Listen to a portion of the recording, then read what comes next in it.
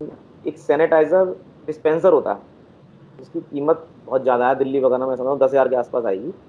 वो अब अलीगढ़ में बनने लगा है, और लगभग 5,500 रुपये में अलीगढ़ में वो बन रहा है। उन्होंने पैंडल स्टैंड बनाना चालू कर दिया, डोर पुलर। अच्छा। जैसे हम हैंडल हाथ से खींचते हैं, अब जगह जगह हैंडल हाथ जहाँ जहाँ लग रहे हैं वहाँ वहाँ खतरा ज़्यादा है संक्रमण का, तो इसलिए डोर खींचने के लिए, पैरों से खींचने के लिए डोर पुलटने वालों ने सैलून वालों के लिए ड्रेस, और जो हम बाल कटवाते हैं हमारे लिए उन्होंने क्या कहते हैं डिस्पोजल किट तैयार की हुई। उत्तर प्रदेश गवर्नमेंट ने पूरी एक माइग्रेंट स्किल डेवलपमेंट पॉलिसी तैयार कर दी है, और एक उन्होंने कमीशन बैठा रखा है, जो कमीशन दिन रात इसी उस पर काम कर रहा है कि जो ये माइग्रेंट्स लौट के आए हैं उनके लिए उद्योगों की स्थापना, लघु या ग्राम उद्योगों की स्थापना गांव में कैसे करी जाए। तो मेरे 3 मित्र हैं जिनकी जॉब छूटी है अभी। एक व्यक्ति ने डेयरी का यूनिट लगाया है, एक व्यक्ति ने जो है वो आटे का यूनिट लगाया है, व्हीट फ्लोर का, और एक बंदे ने सरसों के तेल मस्टर्ड ऑयल का लगाया यूनिट। सारे 25 लाख के यूनिट हैं, पीएमईजीपी में लगाए हैं। और कमाल की बात है कि सारे प्रोजेक्ट एक एक महीने के अंदर पास होके बैंक के पास पहुंच गए, अप्रूव हो गए, जिसमें उनको 25 लाख रुपए में 35% की सब्सिडी मिल रही है, और बचा पैसा उनको बैंक से लोन पे मिल रहा है। नमस्कार, कॉमन ग्राउंड में आप सबका स्वागत है। जैसा कि हम सभी लोग जानते हैं, कोरोना महामारी ने हमारे देश की अर्थव्यवस्था पे एक ब्रेक लगा दिया है, और इससे सबसे अधिक निम्न और मध्यम वर्गीय वर्ग से जुड़े हुए लोग प्रभावित हुए हैं, खास तौर से व्यवसायी और नौकरी से जुड़े हुए लोग। और इस तरह से देश की पूरी अर्थव्यवस्था, जो कि हमारा मध्य वर्गीय और निम्न वर्गीय चलाता है, वो अर्थव्यवस्था एक जगह जाकर रुक सी गई है। लेकिन इसी के साथ ही हमने ये भी देखा है कि हमारे देश के मध्यम वर्गीय व्यवसायी और एंटरप्रेन्योर्स ने इस क्राइसिस के दौरान भी हार नहीं मानी, और एक नए जज्बे के साथ नई अपॉर्चुनिटी को तलाश करते हुए कुछ ऐसे काम किए और समाज के सामने उदाहरण पेश किए। तो हमारा भी एक प्रयास है कि हम समाज को एक सकारात्मक संदेश दें और दिखाएं कि कैसे कुछ लोग आज इस क्राइसिस को अपॉर्चुनिटी में बदल रहे हैं, और कैसे इस स्थिति का सामना कर रहे हैं। हमारे साथ इस विषय पर बात करने के लिए दो व्यवसायी जुड़े हुए हैं। सबसे पहले मैं परिचय कराऊंगा अलीगढ़ से मोहित अग्रवाल जी का, जो कि मुख्य रूप से एक तालों के व्यवसायी हैं, और इसके साथ साथ वो हार्डवेयर का भी व्यवसाय करते हैं। और कोरोना के कारण इनको काफ़ी इनके व्यवसाय पर प्रभाव पड़ा है, और हम इनसे समझेंगे कैसे इन्होंने उस प्रभाव को नेगेट किया और किस प्रकार से उन्होंने अपनी एक नई लड़ाई लड़ी। उसी के साथ हरिद्वार से हमारे साथ निर्मल वाशनी जी जुड़े हुए हैं, जो कि एक एंटरप्रेन्योर हैं। वे जैविक खेती और जैविक खाद्यान्नों की निर्माण की प्रक्रिया से जुड़े हुए हैं। वो हमें खाद्यान्नों में और इम्यूनिटी से रिलेटेड सब्जेक्ट के ऊपर कैसे इस व्यवसाय ने तेजी पकड़ी, इसके बारे में चर्चा करेंगे। और स्वास्थ्य से रिलेटेड बातों के विषय पे भी वो अपनी बात हमारे साथ रखेंगे। तो सबसे पहले मैं ज़्यादा समय न लेते हुए मोहित जी के पास जाऊंगा और मोहित जी से ये पूछूंगा। मोहित जी, पहले आप ये बताइए कि अलीगढ़ जैसे शहर में, जो पूरी तरह से एक व्यावसायिक क्षेत्र है, जहाँ घर घर में छोटी छोटी इंडस्ट्री चल रही है, हर घर में एक इंडस्ट्री चल रही है, वहाँ इस प्रकार के लॉकडाउन के हो जाने से, कोरोना के कारण, किस प्रकार से लोगों के रहन सहन और अर्थव्यवस्था पर, उनकी आमदनी पर फर्क पड़ा, और उन क्या नेगेटिव प्रभाव उसके ऊपर पड़े, पहले हम उस बारे में बात करना चाहिए। नमस्कार हिमांशु जी, कॉमन ग्राउंड से जोड़ने के लिए आपका बहुत बहुत धन्यवाद। मैं सबसे पहले तो यही कहना चाहूँगा, ये कोरोना महामारी सभी के लिए बहुत खतरनाक रही, और बहुत, अलीगढ़ शहर तो आप जानते ही हैं, यहाँ पे मध्यम वर्गीय लोग ज़्यादा हैं। जी। यहाँ पे मतलब ज़्यादातर लोग ऐसे हैं जो अपने घर में खुद ही ताले बनाते हैं, खुद ही पैक करते हैं, खुद ही उन्हें दे के आते हैं। और यहाँ ताला, हार्डवेयर, आर्टवेयर, इस तरह का काफ़ी काम होता है, और घर घर हार्डवेयर में की काम हम होता बात करते हैं तो हार्डवेयर क्या होता है, हमारे दर्शकों की नॉलेज के लिए आप बताएं कि हम जैसे हार्डवेयर है। कहते हैं तो हार्डवेयर हार्डवेयर से क्या में तात्पर्य आप है। कहेंगे तो L drops, handles, door knocker, knobs, stoppers, ये आइटम उसमें हार्डवेयर में आते हैं, काफ़ी आइटम आते हैं। जी। और अच्छा। आर्टवेयर में आपकी मूर्तियाँ आ गई, तो यहाँ जी। काफ़ी अच्छे स्तर पे बन रही हैं अब। और जी। तालों के नाम से तो अलीगढ़ जाना ही जाता है। जी। मेरा भी ताले का और हार्डवेयर का काम है, सिटी एंड सेल्स कॉर्पोरेशन नाम से मेरी फर्म है, जी। काफ़ी पुराना काम है हमारा। जी। तो अब जैसे 16 मार्च के बाद लॉकडाउन की जैसे लॉकडाउन लग रहा है, यहाँ अर्थव्यवस्था पूरी तरह से चौपट हो गई, क्योंकि यहाँ क्या कारखाने बिल्कुल बंद हो गए। जी यहाँ पे जो छोटे लोग हैं, मैं समझता हूँ वो लोग ताले बनाते हैं और बड़े कारखानेदारों को माल देते हैं। जी थोड़ा पार्ट किसी ने बनाया, थोड़ा पार्ट किसी ने बनाया, बड़े आदमी सब उसे इकट्ठा करके उसे फिर बाहर बेचते हैं। तो जी सबसे ज्यादा दिक्कत मैं समझता हूँ जो निम्न वर्गीय लोग हैं उनको यहाँ पर आई। जी लॉकडाउन होने से उनका माल वहीं के वहीं अटक गया। प्लस जी। उन पे इतनी पूंजी नहीं है कि वो हफ्ते भर भी सरवाइव कर सकें। ओहो। वो लोग ऐसे होते हैं कि माल दिया, फिर उसके हफ्ते के हफ्ते यहाँ सैटरडे की सैटरडे पेमेंट रहता है, ज्यादातर पेमेंट जी होता है, उससे उनका काम चलता है। और लॉकडाउन होने से दिक्कत तो देखो बड़ों को भी आई, मध्यम को भी आई, छोटों को भी आई, सभी को आई। आती है। पर अब लेकिन मैं जिनको निर्मल जी की समस्या ओर आई वो जाऊंगा। कम। निर्मल जी, उत्तराखंड में किस तरह की स्थिति, उत्तराखंड में किस तरह के व्यवसाय हैं? उत्तराखंड भी एक अपने आप में बहुत बड़ी इंडस्ट्रियल हब है। तो उत्तराखंड में इंडस्ट्री पर इस कोरोना महामारी और लॉकडाउन ने किस तरह से अपना नकारात्मक प्रभाव छोड़ा अर्थव्यवस्था के ऊपर? नमस्ते हिमांशु जी, और बहुत बहुत धन्यवाद, आपने इस प्रोग्राम में जोड़ा है मुझे।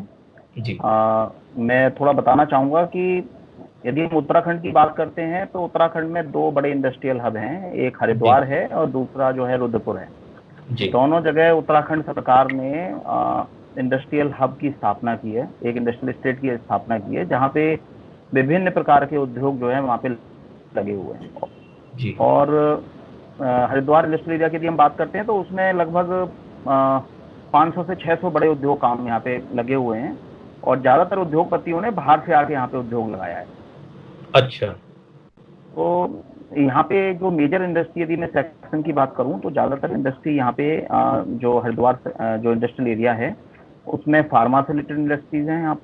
यहाँ पर जो है वो एफएमसीजी से रिलेटेड इंडस्ट्रीज हैं, और कुछ इंडस्ट्री जो है इलेक्ट्रिकल और ऑटोमोबाइल्स की इंडस्ट्री है, और पैकिंग आइटम्स की इंडस्ट्री है। और यदि हम मैं पूरे ओवरऑल हरिद्वार और उत्तराखंड की बात करता हूँ तो उत्तराखंड में एक बहुत बड़ा इंडस्ट्रियल जो एक है वो है tourism industry, tourism and hotel industry. तो जी इस कोरोना की वजह से एक बहुत बड़ा जो धक्का लगा, क्योंकि टूरिज्म और जो आपका जो होटल इंडस्ट्री है वो खत्म हो गई बिल्कुल। और अभी जो लोग हैं वो अभी उनको पता भी नहीं है कि अभी 1 साल में उनकी इंडस्ट्री दोबारा वापस ढर्रे पे आ पाएगी, या फिर उसमें अभी 2 साल लगने वाले हैं। तो उन लोगों को तो बहुत ही बड़ा लॉस हुआ है। अच्छा, जहाँ तक मैं इंडस्ट्रियल सिनेरियो की बात करता हूँ, जो आपकी मैन्युफैक्चरिंग इंडस्ट्रीज होती हैं, तो उसमें जो एफएमसीजी इंडस्ट्री है उन पर कोई बहुत ज़्यादा फर्क नहीं पड़ा। जो आपकी फार्मास्यूटिकल इंडस्ट्री है उन पर बहुत ज़्यादा फर्क नहीं पड़ा। इवन उनकी प्रोडक्शन और बढ़ गई थोड़ा सा, ठीक है ना, तो उन पे ज़्यादा फर्क नहीं पड़ा। लेकिन जो इंडस्ट्री आपकी ऑटोमोबाइल से रिलेटेड है, जो इलेक्ट्रिकल इंडस्ट्री है, जो इलेक्ट्रॉनिक्स इंडस्ट्री है, उनके ऊपर बहुत सीवियर फर्क पड़ा है। पहला चीज़ तो ये है कि जो ये लॉकडाउन रहा उसमें बिजली के बिल कंटिन्यूस आते रहे, कोई ऐसी राहत नहीं दी गवर्नमेंट ने, सिर्फ उनको एक तरीके से थोड़े दिन के लिए होल्ड कर दिया, 2 महीने के 3 महीने के लिए। तो बिल्स हमको देने पड़ रहे हैं, ईएमआई जो है बैंक की वो यथावत है, उस पर कोई रिलैक्सेशन नहीं मिला। ऊपर से अब ये हो गया कि जो कच्चे माल की आपूर्ति हो रही थी वो कच्चे माल की आपूर्ति रुक गई। अब जो मार्केट से माल मिल रहा है कच्चा माल, वो बहुत ही ज़्यादा पैसे पे मिल रहा है, तो जो आपका जो इनपुट कॉस्ट है वो बढ़ गई। अपार्ट फ्रॉम दिस, बहुत सारी लेबर जो थी वो माइग्रेंट लेबर थी, वो चली गई यहाँ से। तो आज की डेट में इंडस्ट्री चलाने में लेबर की जो कॉस्ट है वो भी बढ़ गई है, और जो स्किल्ड लेबर थी वो खत्म हो गई है। तो ये तो हो गया समस्या का प्रश्न, मतलब क्या क्या समस्याएं इसकी वजह से आ रही हैं।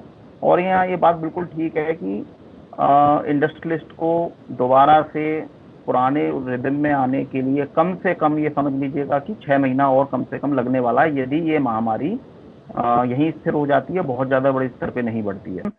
प्रोडक्शन वो नहीं हो पा रही है क्योंकि आगे से इतनी रिक्वायरमेंट कम हो गई। यदि मैं ऑटोमोबाइल्स की बात करता हूँ तो जो कॉस्ट है पर पीस जो कॉस्ट है वो बढ़ गई है, हाँ और जी बिल्कुल बहुत सारे बढ़ेगी। लोगों का एम्प्लॉयमेंट कम हुआ है या उनकी सैलरीज कट ऑफ कर हुई रहे हैं। है मैं ना। वापस से मोहित जी के पास आऊंगा, और मोहित जी आप बताएं कि अलीगढ़ क्षेत्र में व्यवसायियों ने किस तरह से अपने को बदला, कैसे इस सिचुएशन के साथ अडेप्ट किया, और कैसे इस बदलते समय और चुनौतीपूर्ण समय में अपने को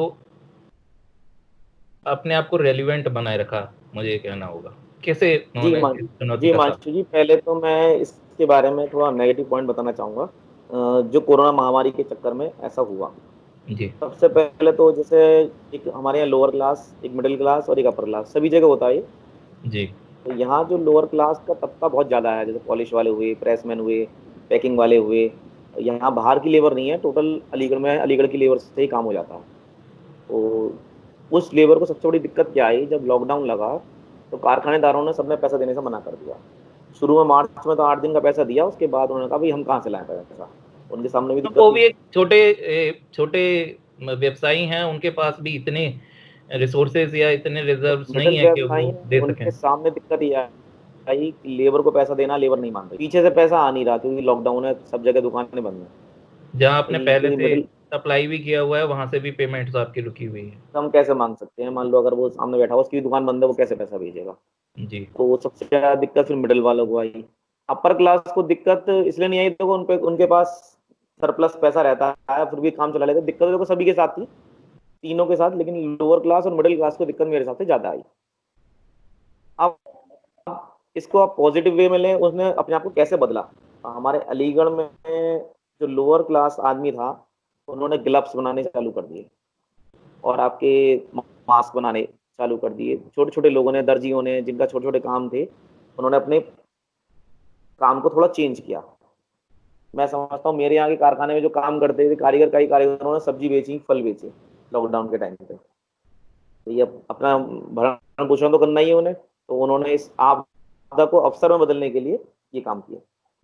और दूसरा, मोदी जी ने जो पैसे भेजे थे उससे भी थोड़ा उनका काम तो चला ही, और राशन वगैरह मिल ही जाता है उन्हें, तो लोअर क्लास को इतनी दिक्कत नहीं आई। बचा मिडिल क्लास। मिडिल क्लास आदमी ना तो सब्जी बेच सकता है, ना कोई छोटा काम कर सकता। जी। सबसे बड़ी समस्या जो आई मिडिल क्लास के साथ आई। हर उसको तो पार्टियों पैसा ने भी हर नहीं मिलता, तरह, ना उसको राशन मिल रहा है। बिल्कुल, ना तो उसको राशन मिल रहा है, ना उसको पैसा मिल रहा है। लेबर उससे पैसा मांग रही है, कम से कम आधी दिन का तो दो भाई, जब हम तुम्हारे यहाँ काम करते हैं। अब वो क्या करे, उसके सामने बड़ी समस्या। तो यहाँ के मैं समझता हूँ अलीगढ़ के कुछ मिडिल क्लास जो लोग थे, मध्यम वर्गीय, जो एमएसएमई जो आप कह रहे थे, लघु उद्योग वाले, उन लोगों ने काफी अच्छे प्रयास किए। जैसे सैनिटाइजर अब अलीगढ़ में बनना चालू हो गया, क्योंकि अच्छा। यहाँ पर रॉ मटेरियल मुहैया हो जाता है। तो इस तरह से सैनिटाइजर उन्होंने बनाया। अपनी जो ताले बनाते थे, हार्डवेयर बनाते थे, उन फैक्ट्री वालों ने सैनिटाइजर बनाना स्टार्ट कर दिया। जी।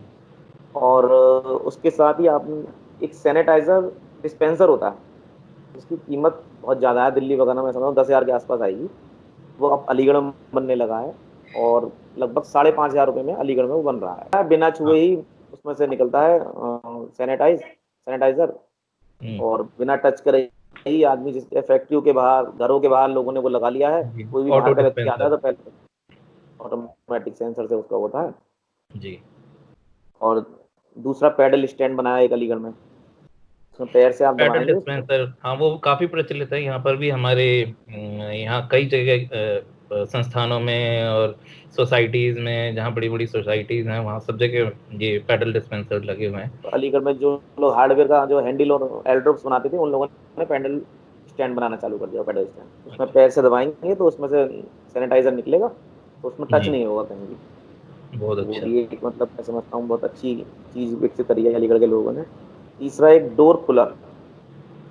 अच्छा। जैसे हम हैंडल हाथ से खींचते हैं, अब जगह जगह हैंडल हाथ जहां जहां लग रहे हैं, वहां वहां खतरा ज्यादा है संक्रमण का। तो इसलिए डोर खींचने के लिए, पैरों से खींचने के लिए डोर कूलर टाइप का बनाया है, एल्यूमिनियम बहुत का है। अच्छा। वो हम्म। अलीगढ़ में जो एल्यूमिनियम के काम करते थे, उन लोगों ने उसको विकसित किया है। तो वो भी, मैं एक सैलून में गया था, डरते डरते सैलून गया, बहुत दिन से मैंने मतलब कहते हैं ना, दाढ़ी और बाल नहीं बनवाए थे, तो लगता तो है ही कि खतरा है संक्रमण का, सैलून में सबसे ज्यादा खतरा है। मैं गया तो वहां पे मैंने देखा, जो यहाँ पहले थैले बनते थे कपड़े के, जी। उन कपड़े के थैले वालों ने सैलून वालों के लिए ड्रेस, और जो हम बाल कटवाते हैं हमारे लिए, उन्होंने क्या कहते हैं, डिस्पोजल किट तैयार की हुई थी, जिसकी कीमत भी बहुत मतलब ज्यादा नहीं थी। पीपीई किट नहीं है, पर वो अपने में किट है आपको सेव करने के लिए, डिस्पोजल किट डिस्पोजल। मानिए, हाँ। कपड़ा और कागज की मिला के। अच्छा। जैसे टॉवल से सबसे ज्यादा संक्रमण खतरा रहता है, तो टॉवल की जगह उसमें वो इस्तेमाल हो गया, प्लस उनने जो हमें पहनाया वो डिस्पोजल किट हो गई। आपने हिक्स थर्मामीटर का नाम सुना होगा, बहुत पुरानी हाँ। कंपनी है, जी। अलीगढ़ की ही है।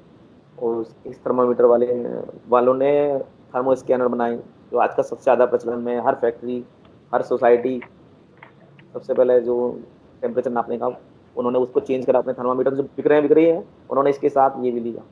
ये बहुत बढ़िया एक उनका और ये एक वो इंडिया में रहा। ही बन रहे हैं इंडिया में सब इंडिया बन में रहे बन हैं रहे सब। जी जी जी जी। प्लस जिस तरह से ये छोटा शहर है, यहाँ पे मतलब जैसे आपने एनसीआर में आप रहते हैं तो वहाँ देखते हैं सब काम ऑनलाइन ऑनलाइन पेमेंट करते हैं, सब कुछ करते हैं। यहाँ पे नहीं करते, अभी यहाँ कैश प्रचलन में था।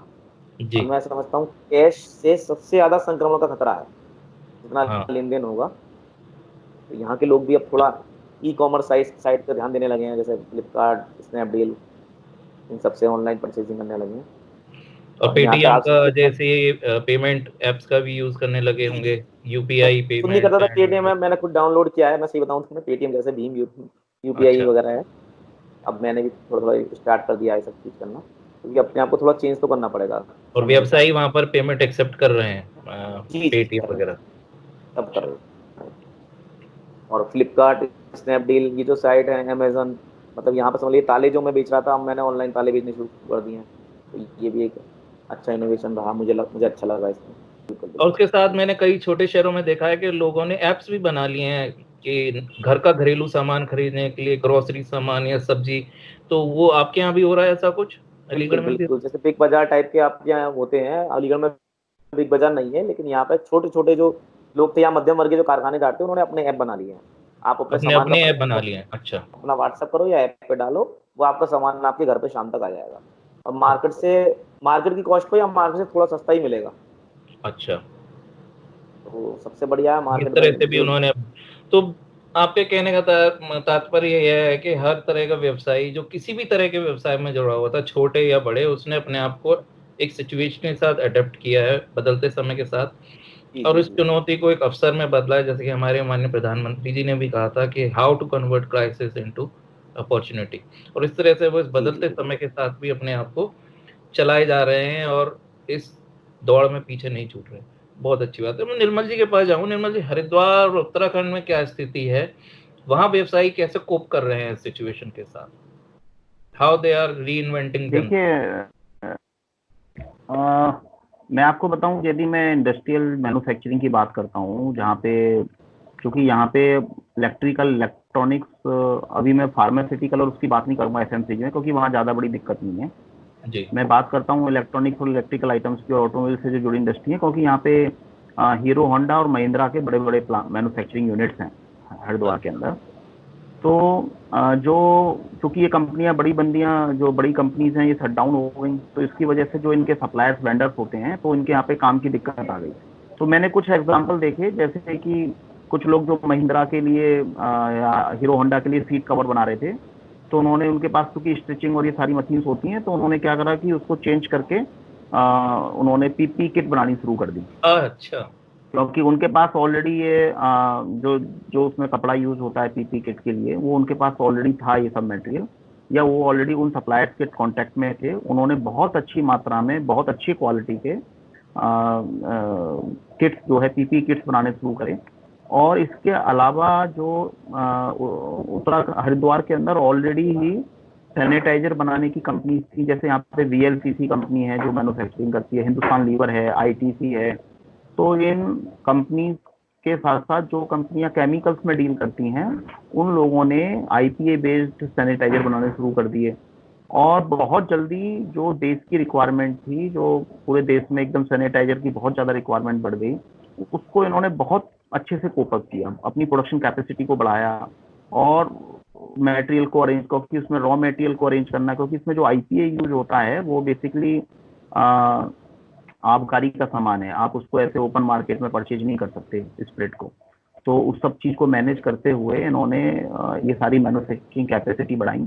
एक बहुत बड़ी दिक्कत आई कि जो डिस्पेंसर होता है, आप देखते हैं ना, जो स्प्रे से डिस्पेंसर होता है, वो आपने आईपीए तो खरीद लिया बनाने के लिए, लेकिन जो डिस्पेंसर था वो मोल्डिंग, जो उस मोल्डिंग प्रोसेस से बनता है, प्लास्टिक मोल्डिंग से, तो वो बहुत लिमिटेड कंपनियां बना रही थी, क्योंकि देश के अंदर, हमारे देश में इतना कोई सैनिटाइजर यूज नहीं करता। तभी ये सुनते हैं बच्चों को बिल्कुल बिल्कुल देखने के लिए बिल्कुल। क्लास में। तो एकदम सबसे बड़ी समस्या ये आ गई, केमिकल तो चलो था मार्केट के अंदर, हम्म। लेकिन डिस्पेंसर नहीं थे। तो उसके लिए फटाफट मोल्ड तैयार करे गए, मतलब जो मोल्ड एक महीने में तैयार होता है वो एक हफ्ते में तैयार करके वो डिस्पेंसर सप्लाई करने की प्रक्रिया हुई। एक बात तो ये हो गई कि जो बात आपकी मैन्युफैक्चरिंग से रिलेटेड है। दूसरा जो सेक्शन है, अभी जो पिछले 3 महीने में, क्योंकि मैं किसानों के बीच में काम कर रहा हूँ, जैविक किसानों के बीच में, और हम मधुमक्खी पालकों के साथ काम करते हैं। और मेरा खुद का भी जो है ऑर्गेनिक सर्टिफाइड जैगरी पाउडर, खांडसारी और हनी और देसी गाय के घी का हम प्रोडक्शन करते हैं, उसकी पैकेजिंग करके मार्केट में रिटेल करते हैं और बल्क में भी सप्लाई करते हैं। तो मैंने देखा कि जो मेरे सर्कल के जितने फ्रेंड थे, जैसे कुछ फ्रेंड्स थे जो टूरिज्म बिजनेस से जुड़े हुए थे, कुछ लोग ऐसे थे जो कि अदर तरह की मैन्युफैक्चरिंग इंडस्ट्री में जुड़े, तो उन्होंने फटाफट जो है मेरे पे बहुत सारी कॉल आई 3 महीने के अंदर कि हम हमारा ये उद्योग नहीं चल रहा है, क्योंकि सर्विस इंडस्ट्री में कोई इन्वेस्टमेंट तो ऐसा है नहीं कि आपका प्लांट बंद है। तो जो सर्विस इंडस्ट्री के वो लोग थे, उन्होंने तुरंत कहा कि भाई ऐसा करते हैं कि आप तो मैन्युफैक्चरिंग कर ही रहे हैं, हम आपकी मार्केटिंग करेंगे। तो उन्होंने लोगों की, जो लोग सर्विस सेक्टर में वो मार्केटिंग बहुत अच्छे से जानते हैं, जो लोग टूरिज्म में मार्केटिंग बहुत अच्छे से जानते हैं, तो उन्होंने जो है हमारे जो प्रोडक्ट थे जैसे हनी है, हनी बेस्ड इम्यूनिटी बूस्टर्स हैं, तो उन्होंने नए नए आइडिया लाके कि भाई इसमें हम कैसे हनी बेस्ड जो है इम्यूनिटी बूस्टर बना सकते हैं, हेल्थ बूस्टर बना सकते हैं, हेल्थ टॉनिक्स बना सकते हैं। इन चीज़ों के प्रोडक्ट का कंसेप्ट वो लोग लेके आए और उन्होंने वो प्रोडक्ट, स्पेसिफिक प्रोडक्ट उसमें डेवलप कराए, जैसे कि हम हनी के अंदर अश्वगंधा, सलाजीत ये चीज़ डाल के या गिलोय का उसका वो करके या आंवले के साथ बना के उसका कैसे इम्यूनिटी बूस्ट कर सकते हैं, इस तरह के प्रोडक्ट की डिमांड मार्केट में आई और वो चीज़ों का अभी पिछले 3 महीने में बहुत तेज़ी से डिमांड भी बढ़ा है और वो प्रोडक्शन जो है वो चीज़ों की कर रहे हैं और वो चीज़ें मार्केटिंग के द्वारा, और कुछ लोगों ने इनिशिएटिव लेते हुए लैंड ली हैं और उन लैंड पे वो लोग इस तरह की जो फार्मास्यूटिकल इंडस्ट्री है या फिर ये हेल्थ रिलेटेड इंडस्ट्री है, ऐसे प्रोडक्ट लगाने के लिए काम कर रहे हैं। तो उन सब चीज़ों पे बड़ी चर्चाएं हुई और लोगों ने नए नए प्रोडक्ट के ऊपर काम करना शुरू किया है इस समय काल में, इस कालखंड में। और मैं 2-3 चीज़ों पे और बातचीत करना चाहूँगा जो बड़ी इंपॉर्टेंट चीज़ें हैं जी। इस समय में। बेसिकली मेट्रो सिटीज से जो लोग माइग्रेंट्स काम करते थे और उनमें यूपी और बिहार की बात नहीं करूँगा, बिहार की बात तो ठीक है, बिहार को भी हम यदि बात करते हैं तो यूपी, बिहार और उत्तराखंड, क्योंकि आपने देखा होगा ज़्यादातर रेस्टोरेंट्स में और जो भी मुंबई में आप रेस्टोरेंट देखोगे तो वहाँ उत्तराखंड के पहाड़ से बहुत सारे लोग अपनी आजीविका जो है रेस्टोरेंट और होटलों से करते हैं, वो सारे लोग लौट के आए। यूपी में बहुत सारी लेबर ईस्टर्न यूपी में, और ये लोग लौट के वापस अपने घरों को आए, है ना। तो सरकार, जो उत्तर प्रदेश सरकार है इस समय, वो बहुत ही बढ़िया काम कर रही है, क्योंकि जो करंट सरकार है, जो इस समय उत्तर प्रदेश सरकार काम कर रही है, उनका ये कहना है कि अब जो माइग्रेंट यहाँ वापसी लौट के आए हैं, जो लेबर माइग्रेंट लौट के आई है, उनको कोशिश करें कि वापस दोबारा ना जाए। उनके लिए जो रोजगार का सृजन है वो उन्हीं के लिए गाँव में या कस्बों के अंदर किया जाए। पहले कोई सोचता ही नहीं था, ये सोच ही नहीं सकता था कि हमारे लिए कोई व्यवसाय कस्बे के अंदर या गांव के अंदर हो सकता है, लेकिन अभी गवर्नमेंट ने उत्तर प्रदेश गवर्नमेंट ने पूरी एक माइग्रेंट स्किल डेवलपमेंट पॉलिसी तैयार कर दी है और एक उन्होंने कमीशन बैठा रखा है, जो कमीशन दिन रात इसी उस पर काम कर रहा है कि जो ये माइग्रेंट्स लौट के आए हैं उनके लिए उद्योगों की स्थापना, लघु या ग्राम उद्योगों की स्थापना गाँव में कैसे करी जाए और वो लोग वहीं पर अपनी आजीविका उपार्जन करें, जिससे कि उनको दोबारा ये स्थिति पैदा ना हो कि दोबारा वो वहीं पे फिर दिल्ली एनसीआर में जाएं। और उसमें जो सबसे इम्पोर्टेंट है वो लघु उद्योग हैं, जैसे कि अलीगढ़ में ताला उद्योग है ना, घर घर में पीतल का काम होता है, लोग बनाते हैं चीज़ें और वो आगे फिर सेल होती हैं। 70% जो काम है गाँव में वो कृषि आधारित काम है। जो चीज़ जहाँ पे जो अन्न पैदा हो रहा है, कोई गेहूँ उगा रहा है तो उसको आटा पीस के वो वहाँ पे नूडल्स कैसे बना सकता है, कहीं पे चना का खेती ज़्यादा होती है तो उससे बेसन करके नमकीन कैसे बन सकती है, कहीं पे जो है बी कीपिंग हो रही है तो शहद के प्रोडक्ट कैसे तैयार हो सकते हैं, आलू जैसे होता है तो वहाँ पे चिप्स या वो चीज़ें कैसे तैयार हो सकती हैं। तो जो चीज़ किसान के पास पैदा हो रही है एज ए रॉ मटेरियल, उसमें वैल्यू एडिशन करके वहीं पे ग्राम उद्योगों की स्थापना कैसे कर सकते हैं, इस पे जो सरकार, जो उत्तर प्रदेश सरकार है, वो बहुत ही गंभीरता से और जिसे कहते हैं ना कि टारगेट बेस्ड करके काम कर रही है। हवा में कोई काम नहीं हो रहा है। उन्होंने कमेटी का गठन किया है, वो कमेटी इसके ऊपर काम कर रही है और उसकी अध्यक्षता जो है जो एक गवर्नमेंट के अंदर सबसे चीफ सेक्रेटरी के बाद जो नंबर 2 होते हैं, एग्रीकल्चर प्रोडक्शन कमिश्नर एपीसी हैं, वो डायरेक्ट उसकी अध्यक्षता कर रहे हैं। और अभी उन्होंने 169 प्रोजेक्ट को ग्रीन सिग्नल दिया है। इस तरह के ही प्रोजेक्ट को ग्रीन सिग्नल दिया है गाँव के अंदर कि उन प्रोजेक्ट को लगा के और उन पर काम शुरू किया जाए। वो प्रोजेक्ट माइक्रो इंडस्ट्री से लेके मीडियम तक कोई भी हो सकती है। माइक्रो इंडस्ट्री का मतलब होता है जिसमें कि 25 लाख का निवेश हो, मशीनरी के ऊपर, जिसकी लिमिट अभी बढ़ा के हाल फिलहाल में 1 करोड़ कर दी गई है। तो गवर्नमेंट ने ऐसा प्रावधान रखा है कि यदि कोई भी व्यक्ति अपने ग्रामीण क्षेत्र में 2 करोड़ तक का प्रोजेक्ट लगाता है अच्छा तो उसमें जी 25% की सब्सिडी मिलेगी, और जितना बचा हुआ पैसा है, मतलब माइक्रो इंडस्ट्री के लिए जितना भी वो लोन लेता है, मान लीजिए किसी व्यक्ति ने 1 करोड़ का प्रोजेक्ट लगाया और उसको 25% जो है वो 25 लाख रुपए गवर्नमेंट ने सपोर्ट कर दिया है, जो सब्सिडी, जो उसको रिटर्न नहीं करना, और जो बचा हुआ 75 लाख रुपए है उस पर उसको कोई भी इंटरेस्ट नहीं देना है बैंक को, इंटरेस्ट फ्री पैसा मिलेगा उसको, जो उसको 5 साल के अंदर चुकता करना है। जिसको ये food policy, food processing policy 2017 में बनी थी, जिसको गंभीरता पूर्वक कमेटी बना के इम्प्लीमेंट किया जा रहा है। ऐसी एक योजना है प्रधानमंत्री एम्प्लॉयमेंट जनरेशन प्रोग्राम, PMEGP, जिसमें कि 25 लाख तक के प्रोजेक्ट लगाए जाते हैं। और अभी कोरोना काल में PMEGP योजना के ऊपर इतना भारी भरकम काम हुआ है, क्योंकि जो 20 लाख करोड़ का जो बजट का जो पैकेज था, उसका एक बहुत बड़ा हिस्सा माइक्रो इंडस्ट्री के लिए उन्होंने उसको डाइवर्ट किया है। तो वो जो योजनाएं हैं वो कृषि और हॉर्टिकल्चर के ऊपर बहुत सारी योजनाएं जो ऑलरेडी चल रही थी, लेकिन उसमें जो पैसे का फ्लो है वो बढ़ाया गया है, उस कार्य योजना को गतिमान किया गया है, और उसके ऊपर ये किया गया है कि कैसे अधिकतम तरीके से गांव में ये उद्योग लगे, जिससे कि माइग्रेंट्स वापस ना जाएं। और इसमें बड़ी इंपॉर्टेंट चीज जो उत्तर प्रदेश के अंदर चल रही है वो है ODOP program, one district one product program. अच्छा जो ODOP प्रोग्राम है, इसमें बड़ी गंभीरता से काम हो रहा है। और अभी उसके अंदर ये किया गया है कि जितने भी, जैसे 80 डिस्ट्रिक्ट हैं उत्तर प्रदेश के अंदर, तो एक डिस्ट्रिक्ट का एक प्रोडक्ट को फिक्स कर दिया गया है। जैसे अलीगढ़ के लिए ताले को फिक्स किया गया है, ताले का लिया है। हमारा जो सबसे मेरे जो हरिद्वार के बगल में जो पड़ता है मुजफ्फरनगर, उसमें जो है वो जैगरी प्रोडक्ट को सिलेक्ट किया गया है। और अभी 3 दिन पहले हमारा जो जैगरी क्लस्टर है मुजफ्फरनगर में वो अप्रूव भी हो गया है ODOP में। तो उसमें, हाँ, उसमें एडिशनल चीफ सेक्रेटरी जो नवनीत सहगल जी हैं MSME के, उन्होंने अप्रूवल किया है उसको। तो ये क्लस्टर 8.5 करोड़ रुपए का क्लस्टर यहाँ पे बन रहा है, जिसमें कि जैगरी के विभिन्न प्रकार के प्रोडक्ट बनाए जाएंगे। तो सरकार ने बड़ी तेजी से काम किया है इस समय में। और एक बड़ी कमाल की बात है, जो PMEGP या इस तरह की योजनाएं जो पहले 2 महीने में 3 महीने में मीटिंगें हुआ करती थी, उसमें बैंक के बंदे आते थे, MSME के बंदे आते थे, फलाने डिपार्टमेंट के बंदे आते थे, वो करके अप्रूवल होता था। कमाल की बात करोगे, आज की डेट में ये सारे अप्रूवल सेल्फ असेसमेंट से हो रहे हैं, कोई इन्वॉल्वमेंट नहीं है। आपको अपना डेटा फीड करना है, एक रेटिंग आएगी, 60% से ऊपर रेटिंग है, आपका प्रोजेक्ट अप्रूव, बैंक की तरफ लिए फॉरवर्ड। तो जो चीजें पहले मीटिंगें होती थी, कागज होते थे पास, फिर साइन होते थे, फिर उस पर सेक्रेटरी साइन करता था, अभी वो सब चीजें ऑनलाइन हो रही हैं। आप कमाल की बात करोगे, मेरे 3 मित्र हैं जिनकी जॉब छूटी है अभी। एक व्यक्ति ने डेयरी का यूनिट लगाया है, एक व्यक्ति ने जो है वो आटे का यूनिट लगाया है, व्हीट फ्लोर का, और एक बंदे ने सरसों के तेल, मस्टर्ड ऑयल का लगाया यूनिट। सारे 25 लाख के यूनिट हैं, PMEGP में लगाए हैं। और कमाल की बात है कि सारे प्रोजेक्ट 1-1 महीने के अंदर पास होके बैंक के पास पहुंच गए, अप्रूव्ड हो गए, जिसमें उनको 25 लाख रुपए में 35% की सब्सिडी मिल रही है, और बचा पैसा उनको बैंक से लोन पे मिल रहा है। मैं तो ये मानता हूं कि उन लोगों के लिए जो लोग सोच ही नहीं पा रहे थे कि हम कभी नौकरी की बजाय कभी अपना धंधा भी, बिजनेस भी कर पाएंगे, उनके लिए स्वर्णिम समय है, गोल्डन एरा है ये।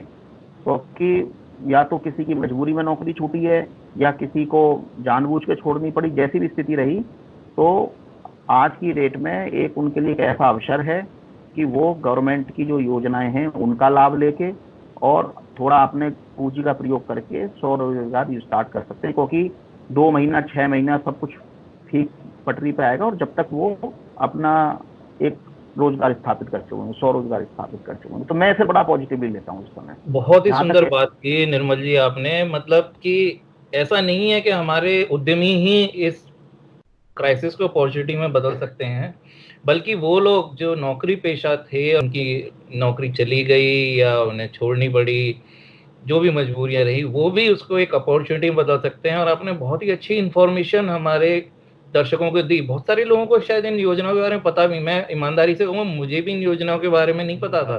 तो आपने बहुत अच्छा बातें रखी, और शायद अब जो भी दर्शक हमारे इस कार्यक्रम को देखेंगे और इन बातों को सुनेंगे, कहीं ना कहीं उनके मन में एक सकारात्मक भाव आएगा। जो एक निराशा उनके जीवन में आई होगी, या इनसिक्योरिटी या डर का भाव अपने बच्चों, अपने परिवार को लेकर रहा होगा कि अब क्या होगा, वो एक पॉजिटिव दृष्टिकोण से सोच सकेंगे और एक नए सिरे से अपने व्यवसाय को जमाने का प्रयास करेंगे, खुशी होगी। मोहित जी शायद कुछ कहना चाहते हैं। मोहित जी, कंक्लूडिंग मैंने रिमार्क मैं आपको आपकी दूंगा। आपकी इस मुहिम के लिए मैंने एक स्लोगन बनाया है छोटा सा। जी कुछ लोग क्या है, परंपराओं पे अड़िग रहते हैं ना, कि जैसे मैंने ये आइटम बनाई, मैं तो इससे पीछे नहीं हटूंगा। मैं उसके लिए कुछ बोलना चाहूंगा। आपदा को अवसर बनाकर आगे बढ़ने वाले तेजी से सफल होते हैं, लेकिन जो लोग परंपराओं की दुहाई देकर अपनी जगह अड़े रहते हैं, वे वहीं खत्म हो जाते हैं। मैं इसलिए बहुत कहूंगा कि इस आपदा को अवसर में परिवर्तित कीजिए और परंपराओं की दिवाई मत दीजिए कि मैं तो यही करता आया हूँ साहब, मेरी तो पुश्ते ये करती आई थी तो मैं तो यही करूंगा। ऐसा कुछ नहीं है। समय के साथ हमें बदलना पड़ेगा। जो समय के साथ चलेगा वही आगे बढ़ेगा। बस इसी के साथ मैं बहुत अपना सुंदर बात। बात खत्म करूँ। निर्मल जी, आप भी कुछ कंक्लूडिंग रिमार्क देना चाहेंगे? बहुत अच्छा सब्जेक्ट आपने लिया, और मेरे हिसाब से आज की जो चर्चा है उससे बड़ा पॉजिटिव संदेश जाएगा। और मेरा ये मानना है कि जो सरकार आज साथ दे रही है, सरकार का थोड़ा सा फोकस बदला है। मैन्युफैक्चरिंग, जो कोर मैन्युफैक्चरिंग होती है, उसकी बजाय उनका जो जो ज्यादा डायरेक्शन हुआ है वो हुआ है कृषि आधारित उद्योग को बढ़ावा देने के लिए। तो देश के लोग कहीं विजिट करें, कृषि निदेशालय का विजिट करें, एमएसएमई डिपार्टमेंट का विजिट करें, वहां जाके इन योजनाओं को समझें, क्या क्या उनके लिए गवर्नमेंट सपोर्ट लेके आई है, बैंकों से कैसे लोन मिल सकता है, कैसे अपने काम को बढ़ा सकते हैं, कैसे सेल्फ एम्प्लॉयमेंट को कर सकते हैं। और वो इसको जरूर इस मौके का फायदा उठाएं। बहुत बड़ा बजट रखा है गवर्नमेंट ने, और हम लोग सोचते हैं अरे 20 लाख करोड़ ये कैसे होता है। 20 लाख करोड़ ये तो हवा की बातें हैं, लेकिन ये पैसा अंततः आपके पास ही पहुंचेगा, लेकिन उसको पहुंचने का तरीका वहां तक आपको पहुंचना है।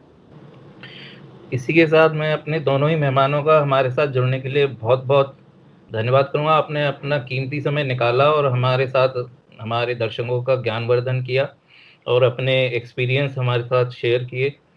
और मैं अपने सभी दर्शकों से कहूँगा कि अगर आप हमारे कार्यक्रम के साथ जुड़ना चाहते हैं, आप हमारे ट्विटर हैंडल के द्वारा हमसे संपर्क कर सकते हैं। अगर आपको लगता है आपको किसी विषय पर बहुत अच्छी जानकारी है, या आप हमारे दर्शकों के साथ कुछ अच्छा पॉजिटिव मैसेज शेयर कर सकते हैं, अपनी जानकारी शेयर कर सकते हैं, आप भी हमारे साथ एज ए पैनलिस्ट जुड़ सकते हैं। हमारा कार्यक्रम आम आदमियों के लिए है। तो इसी के साथ मैं आज का कार्यक्रम समाप्त करना चाहूँगा और आप सभी लोगों का, दर्शकों का हमारे साथ जुड़ने के लिए बहुत बहुत धन्यवाद करूँगा। नमस्कार। धन्यवाद।